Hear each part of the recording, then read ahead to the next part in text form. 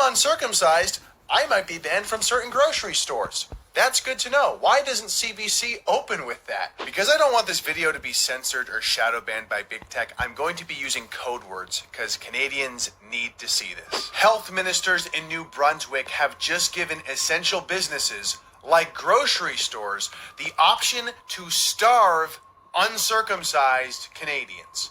I'm Handsome Greg, and this is Canada's actual news. The headline from CBC read, New Brunswick, Foreskin-19 roundup. Winter plan goes into effect Saturday night. 97 new cases. What does that headline tell us? Absolutely nothing. The actual news in New Brunswick is that essential services and businesses, including grocery stores, have the option to demand proof of circumcision for all patrons. Now, before we go anywhere, let's show a clip of Viva Fry, Montreal litigator turned YouTuber, saying this exact thing would happen 3.5 months ago. I'm telling you now, and I'm predicting it because it's only logical. It is only a matter of time before this passport applies to essential services as well. It's really frustrating when smart Canadian citizens will predict the future and then will be nothing but ignored, shamed, and ridiculed by the political class and the mainstream media. And this is exactly what's happened to Randy Hillier way back in October 2020 when Randy was asking questions about these foreskin isolation camps. Where will these camps be built? How many people will be detained?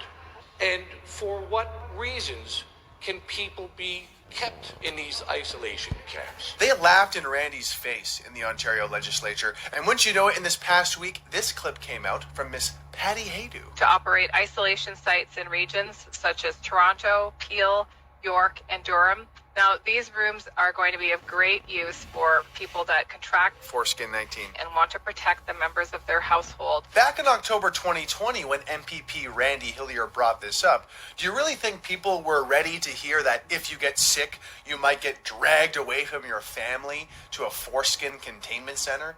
I don't think so. I don't think Canadians were ready for that. But now, it seems with all the hysteria and the omni-channel variants and inflation, people are just so terrified or brainwashed to confront what's happening in our country. And when it comes to consistency and saying one thing or doing another or predicting the future, we have a leader in our country who can just lie to our faces and completely change their mind 3 months later with no consequences. We're not a country that makes Circumcision mandatory, for example. That's why, as a government, we are unequivocal.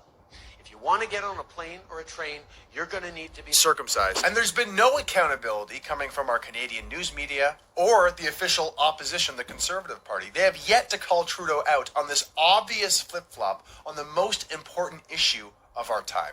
But I digress. Back to New Brunswick giving grocery stores the option to ban and starve the uncircumcised. I'm about to say the N-word. Normies. Let's imagine what the average Canadian normie might say about this to defend our health ministers here. They can still order their groceries online from Voila. Don't you know they can just get takeout?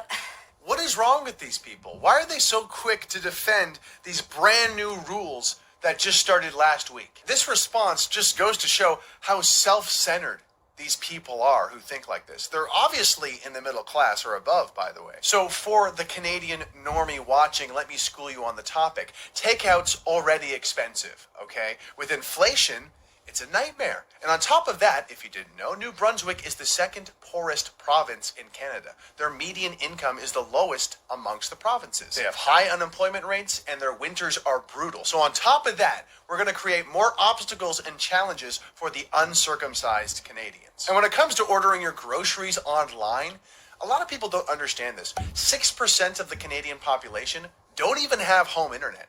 That's 2.28 million Canadians across the country, and in New Brunswick, 46,000 people. Well, someone should just go over to their home and set up their internet so then they can order groceries. I mean, do these people hear themselves?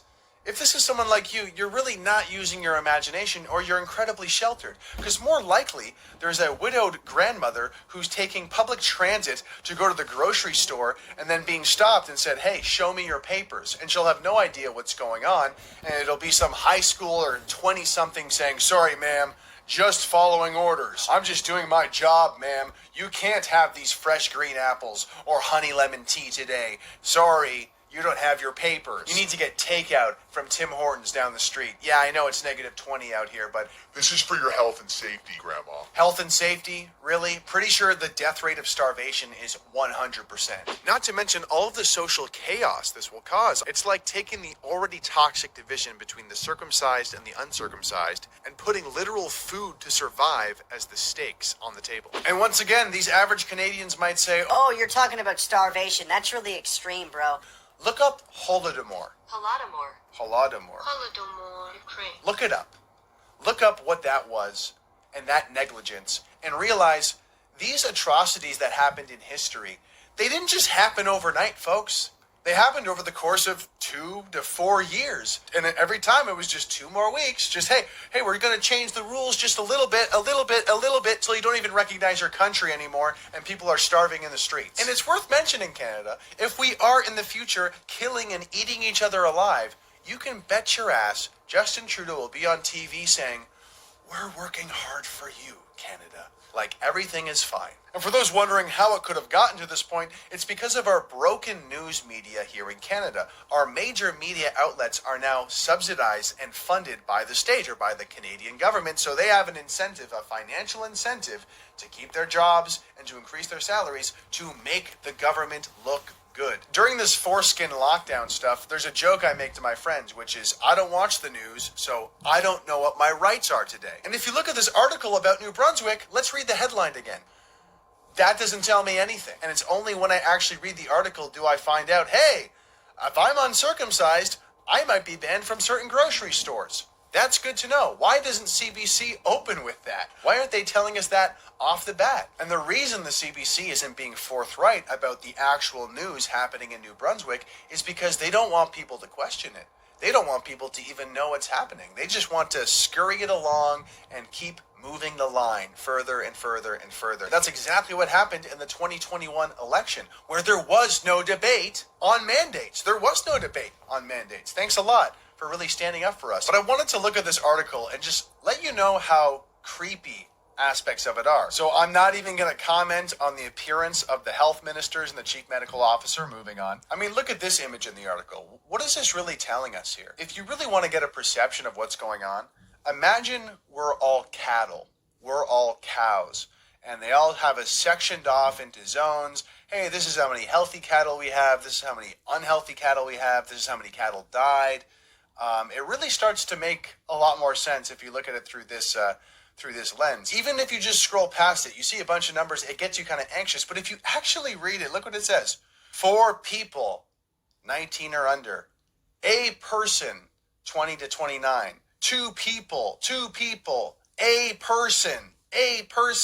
Why do they write it like this?